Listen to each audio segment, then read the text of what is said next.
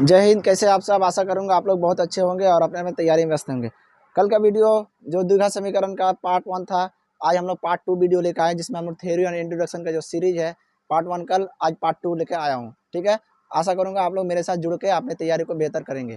ठीक है, पहले हम लोग क्या सुनेंगे, जैसे हम लोग क्या कल समझ चुके थे, समीकरण द्विघात समीकरण के कितने प्रकार था, चर राशि, अचर राशि, गुणांक और डिग्री, इस सब के बारे में हम लोग चर्चा कर चुके थे जो आपको ऑब्जेक्टिव में पूछे जाने की संभावना है। ठीक है, आज हम लोग क्या करेंगे, द्विघात समीकरण जो आपका चैप्टर है, अध्याय कक्षा 10 का अध्याय 4, उसी का हम लोग थ्योरी इंट्रोडक्शन को आगे बढ़ा रहा हूँ। क्या लिखा हुआ है, पहला क्वेश्चन, द्विघात समीकरण। द्विघात समीकरण तो घात मतलब क्या, पावर के आधार पर, द्वि मतलब क्या, दो पावर रहेगा, मैक्सिमम पावर 2 रहेगा तो क्या द्विघात हो जाएगा।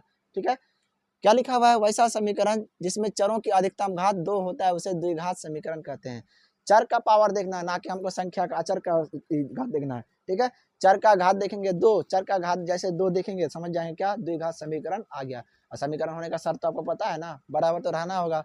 बना बराबर का आप क्या कर सकते हैं, समीकरण बोल नहीं सकते हैं, चाहे आप घात के आधार पर बोलिए या फिर चर के आधार पर बोलिए, कुछ बोलिए।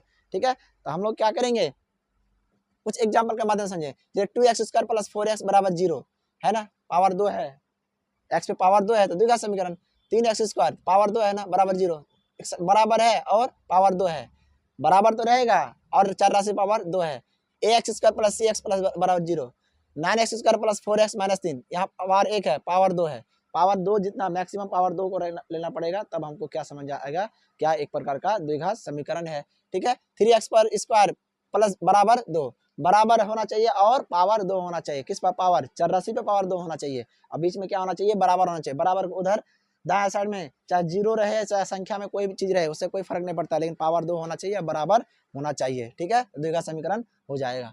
अब हम लोग समझते हैं द्विघात समीकरण मानक रूप। मानक रूप आपको तो पूछा जाएगा, चाहे बहुपद का पूछे, चाहे वैसा एक चर वाला रैखिक समीकरण पूछे, या दो चर वाला द्विघात समीकरण का पूछे, चाहे किसी का भी हो, मानक रूप आप देख के जाइएगा। मानक रूप 100% पूछे जाने की संभावना है, इसका मैं लिखित प्रमाण भी दे सकता हूँ। ठीक है, चलिए द्विघात समीकरण मानक रूप पहला अगर देखते हैं हम लोग क्या समझेंगे, ax² = 0, ऐसे भी रह सकता है, ऐसे भी रह सकता है। ठीक है, समीकरण द्विघात समीकरण ऐसे भी रह सकता है। मानक रूप कहने का मतलब है समीकरण किस किस रूप में रह सकता है। तो समीकरण अगर द्विघात समीकरण है, द्विघात समीकरण इस रूप में भी रह सकता है, जहाँ a का मान x² का गुणांक, a का मान 0 नहीं होना चाहिए। अगर मान लीजिए अगर a का मान 0 हो जाएगा तो अगर 0 गुना क्या करेंगे, x² करेंगे बराबर 0, तो 0 बराबर 0 हो जाता है ना। तो कहने मतलब एक प्रकार द्विघात समीकरण नहीं बनेगा।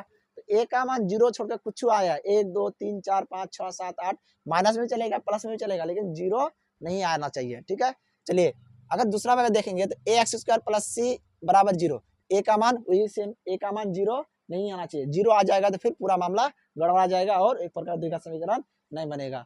ठीक है, तो यहाँ पे देखिए जहाँ a बराबर x² का गुणांक तो पिछले वीडियो में आपको बता दिया था ना, गुणांक क्या कहेंगे, जो उसके साथ गुना में रहेगा अचर पद।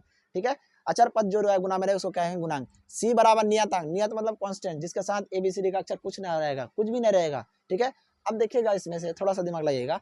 अगर यहाँ पर क्या है, यहाँ पर है नियतांक में, यहाँ नहीं है, नियतांक में क्या होगा, 0 होगा, नियतांक में क्या होगा, यहाँ पर नियतांक में क्या है, -3 है। ठीक है, नियतांक में क्या होगा, जिसमें कुछ भी ना रहे, ABCD का अक्षर ABCD का अक्षर में रहेगा तो गुणांक हो जाएगा, और वनली क्या हो जाएगा, सिंगल संख्या रहेगा, अकेले संख्या रहेगा तो उसको क्या कहेंगे हम लोग, नियतांक कहेंगे। ठीक है, लेकिन ई वाला सबसे ज्यादा पूछा जाने की संभावना है, इसे ई वाला। ठीक है, द्विघात बहुपद का मानक रूप, इसको आप लोग क्या करिएगा, थोड़ा सा दिमाग लगा के सोच के जाइएगा। ठीक है, बहुत सारा आपको एग्जाम में कंफ्यूजन कर सकता है, सेम चीज दे देगा लेकिन ई वाला साइड में नहीं देगा, तो आप समझिए ई वाला गलती मत कीजिएगा, इसको साइड में हर हाल में देखना होगा। तो a बराबर 8 नॉट इक्वल क्या होना चाहिए, 0 होना चाहिए, तभी क्या हम समझेंगे एक प्रकार का द्विघात समीकरण का मानक रूप कंप्लीट होगा। ठीक है, अगर ये वाला नहीं रहेगा तो आपको क्या कंफ्यूजन करने के लिए दे सकता है, आप क्या थोड़ा सा सचेत होकर काम कीजिएगा। a बराबर क्या होगा, x² का गुणांक, b बराबर क्या होगा, x का गुणांक, c बराबर नियतांक। x² का गुणांक, x² के साथ कौन a है, b, x का साथ कौन है, b है, c अकेले है, और बराबर, सॉरी यहाँ बराबर है, 0 के बिना आप समीकरण नहीं बोल सकते हैं, समीकरण बराबर होना चाहिए समीकरण के लिए। ठीक है, 0 रहे 1 2 3 कुछ रहे, उससे कोई फर्क नहीं पड़ने वाला है।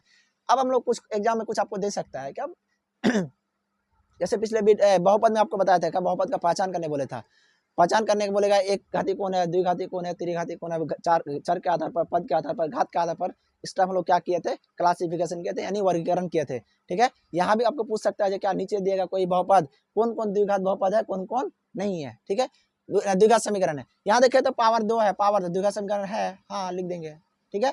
यहाँ देखे तो पावर 1 वाला पावर 2 वाला, तो 2 वाला है ना, बराबर के इधर रहे उधर रहे, कोई मतलब नहीं है, ये एक प्रकार का द्विघात बहुपद है, हाँ बोल सकते हैं, ठीक है। लेकिन यहाँ पे थोड़ा सा दिमाग लगाइएगा, क्या दिमाग लगाना है, यहाँ पे एक्स स्क्वायर है, यहाँ पे एक्स स्क्वायर, यहाँ पे एक्स स्क्वायर, प्लस में कट गया, क्या बचा एक्स बराबर क्या होगा -9, क्या है, अब बोलिएगा द्विघात बहुपद है समीकरण है, अब द्विघात समीकरण कहते ही नहीं है, क्योंकि यहाँ पे पावर 1 है, तो क्या ये वाला द्विघात समीकरण नहीं है। इस टाइप का आपको ऑप्शन में दे सकता है, या फिर आपका ऐसे भी दे सकता है a + b का होल स्क्वायर में मैं क्या करूँगा इसमें आपका द्विघात समीकरण में अलजेब्रा का भी कुछ क्वेश्चन को घुसा देता है, बहुपद में अलजेब्रा का क्वेश्चन को घुसा देता है, किस किस टाइप से रहेगा मैं थ्योरी एंड इंट्रोडक्शन में A to Z कंप्लीट करके आपको दिखाऊंगा, आपको टेंशन लेने का कोई जरूरी नहीं है, ठीक है। मैं क्या करूँगा a + b का होल स्क्वायर में सजाऊंगा, क्या होता है a + b का होल स्क्वायर बराबर a square plus b square plus 2ab होता है ना, हम लोग इसी पे क्या करेंगे सजाएंगे, क्या होगा एक्स स्क्वायर प्लस 2 दूना 4 हो जाएगा प्लस 2 गुना x गुना 2 हो जाएगा बराबर क्या 4x - 3।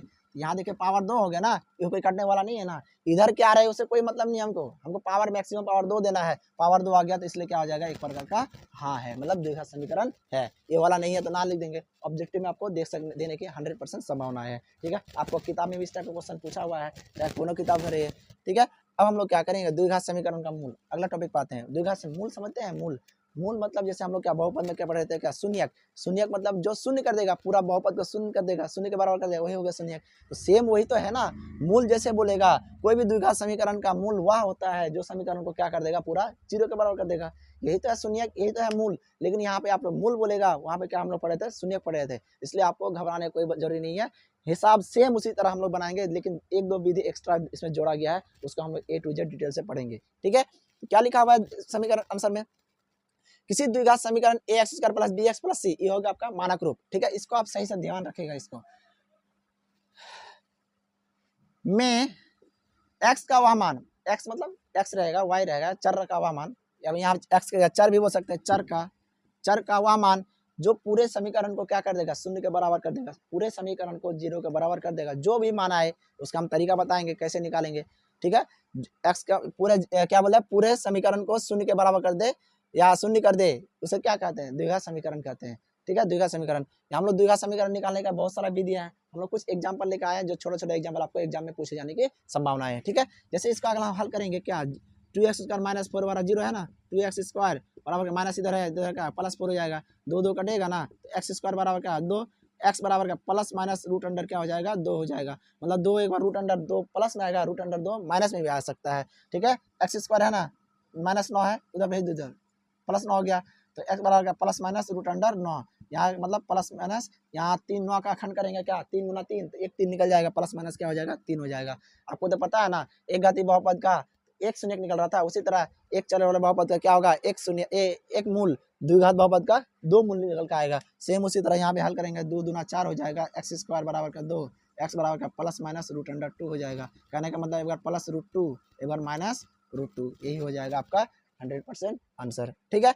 अब हम इसको अगर हल करेंगे, यहाँ क्या निकल के आएगा 4x स्क्वायर बराबर का -2, एक्स स्क्वायर बराबर क्या -2 बटे क्या 4 1/2 हो जाएगा, -1/2, एक्स बराबर का प्लस माइनस रूट अंडर -1/2 हो जाएगा, ठीक है। इसी तरह हम लोग क्या करेंगे शॉर्ट तरीके से हल करेंगे, लेकिन यहाँ पे ओनली एक चर था, एक चर तो सब में रहेगा, लेकिन यहाँ का देखिए चर का संख्या 2 है, मतलब यहाँ पावर 2 है, यहाँ पावर 1 वाला भी 2 वाला भी, इस टाइप का जब भी पूछेगा तो आप क्या करेंगे पहले कॉमन ले लेंगे, कॉमन लेंगे तो क्या यहाँ 2 गुना एक्स कर सकते हैं, और एक्स गुना एक्स, यहाँ से एक्स कॉमन लेते एक्स बचेगा, तो 2 + x बराबर क्या होगा 0, इसको क्या करेंगे x बराबर क्या 0 के बराबर कर लेंगे, और 2 + x बराबर क्या 0, x बराबर क्या 0 माइनस में क्या हो जाएगा 2 बराबर -2, यही हो जाएगा आपका आंसर हो जाएगा, ठीक है। अब देखिए ना इतना चीज आपको समझ में आ गया, मूल किसको कहेंगे, मूल मतलब क्या होगा जो समीकरण को क्या पूरा समीकरण को 0 के बराबर कर दे उसको क्या कहेंगे हम लोग मूल कहेंगे, ठीक है। इसको आपको ऑब्जेक्टिव में दे सकता है, तो क्या किसी चर राशि का वह मान जो पूरे बहुपद को या फिर समीकरण को शून्य के बराबर कर देगा उसे क्या कहते हैं, अगर बहुपद में पूछा तो क्या कहेंगे शून्यक, अगर क्या द्विघात समीकरण पूछा तो उसको क्या कहेंगे मूल कहेंगे, ठीक है। अब हम लोग देखते हैं द्विघात समीकरण को हल करने की विधियां, द्विघात समीकरण कितने तरीके से हल कर सकते हैं, द्विघात समीकरण हल करने की मुख्यतः 3 विधियां हैं, हम लोग आपका क्लास में मैक्सिमम 3 विधि से इसको हल करेंगे। क्या है पहला विधि क्या है गुणनखंड विधि, द्विघाती सूत्र या श्रीधराचार्य सूत्र से, ठीक है, पूर्ण वर्ग विधि से, मतलब पूर्ण वर्ग विधि, 3 विधि से हम लोग मेनली इसको पढ़ेंगे। लेकिन अगर आपको इन तीनों विधि से बनाना है तो उससे पहले उसका क्या करना पड़ेगा, उसको चेक करना पड़ेगा, कैसे चेक करेंगे, चेक करेंगे जब क्या वो क्या मूलों का अस्तित्व है, मतलब क्या सही मायने में उसका मान वो निकलेगा या नहीं। मूलों का अस्तित्व कहने का मतलब है हम लोग क्या उसमें क्या करेंगे, कोई चीज़ जैसे यहाँ आपको हल किया ना, तो आपको पता है कि क्या एक निश्चित मान आएगा, मतलब 0 के बराबर नहीं हुआ, एक निश्चित मान आ गया, कोई कुछ भी मान आए, ठीक है। अगर आपको क्या चेक करना तो क्या करेंगे, इसको इसमें डाल कर चेक कर लीजिए, चेक कर लीजिएगा, निकल के 0 के बराबर आ जाएगा, ठीक है। ये हो गया।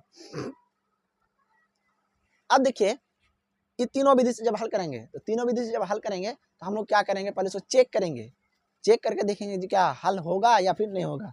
तो हल होगा कि नहीं होगा, इसको चेक करने के लिए हम लोग क्या करेंगे, उसका विवेकता निकालेंगे। विवेकता मतलब विवेचक या डिस्क्रिमिनेंट बोल सकता है, डी बोल सकता है, उसका क्या फॉर्मूला है, कैसे निकालेंगे, उसमें क्या कंडीशन है, उसको हम लोग सही तरीके से बनाने का निकाल के तब हम लोग क्या करेंगे, तीनों विधि से में किसी विधि को अप्लाई करके हम लोग हल करेंगे। तो जुड़े रहेंगे मेरे साथ। मैं